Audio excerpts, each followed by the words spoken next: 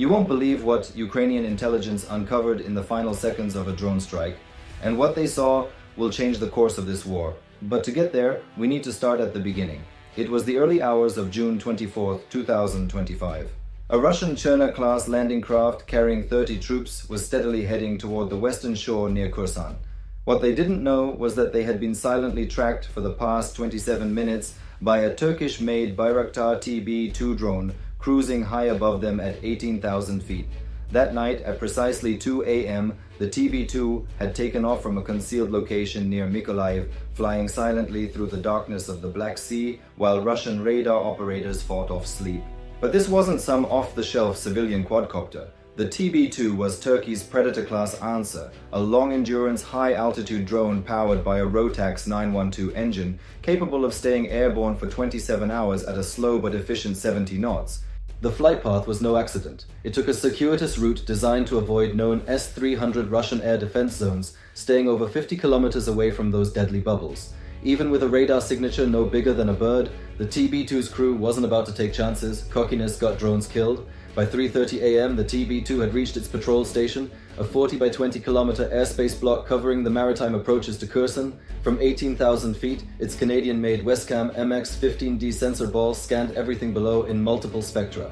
With its ability to read license plates from 20 kilometers and detect heat signatures like a flashlight in pitch black, the operator, sitting in a ground station more like a gaming rig than a command post, began a long, patient watch.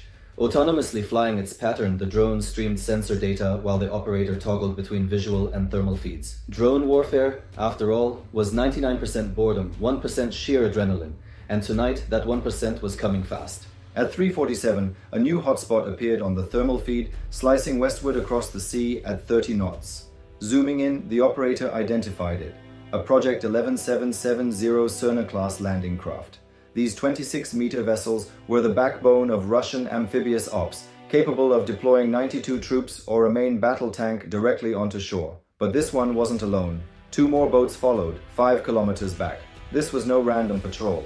It was a coordinated convoy, and the operator knew something serious was underway.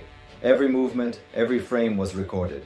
The lead Cerna planed swiftly across the waves, water jets humming, and thermal signatures showed at least 24 troops on deck. Armed, uniformed, not sailors. Infantry. By 4:10, the picture was clear.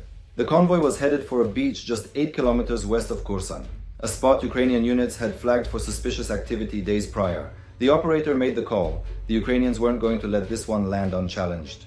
At 4:15, after 27 minutes of silent tracking, 3 words lit up the operator's screen. Cleared to engage, approval from the 383rd UAV Brigade. The stakes were high, each a mammal missile cost $70,000 and the TB2 only carried 4. Firing would also tip off Russia that Ukraine had drone coverage deep in the southern Black Sea. But this opportunity was too valuable. The Cerna was 15 kilometers from shore, cruising at 30 knots on a heading of 330. Predictable and deadly. The operator locked in on the lead vessel. Confusion was a weapon, and hitting the head of the convoy would maximize it. Breaking from its patrol pattern, the TB2 swung wide to get directly behind the Russian boats.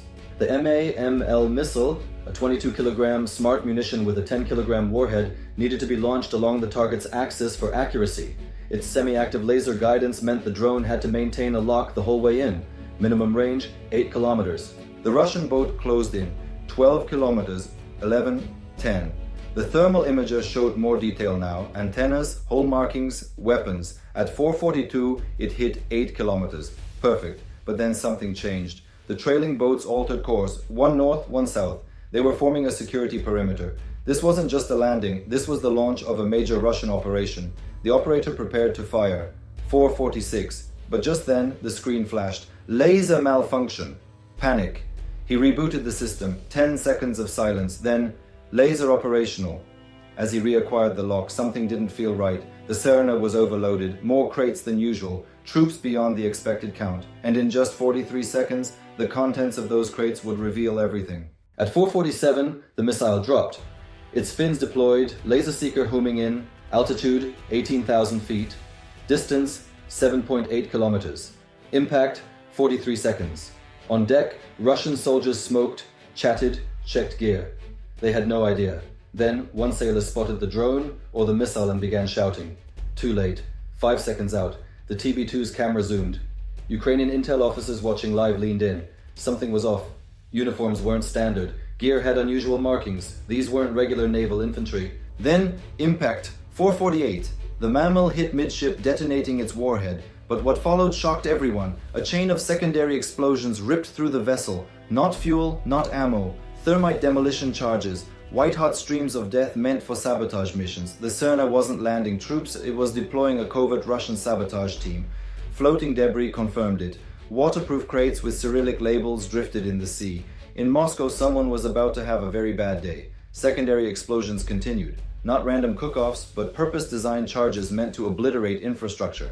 The two trailing boats, they turned and fled at max speed for Crimea. No rescue attempt, just radio silence and maximum operational security. Within hours, Russian comms lit up. Emergency recalls. Satellite photos showed vessels rushing back to Sevastopol. Within a week, Russian special ops in the western Black Sea vanished. Just stopped. 30 elite Russian operatives. Months of training. One operation. Ended in under a minute. And the footage captured that night? It may have just exposed Russia's most important covert mission of the war.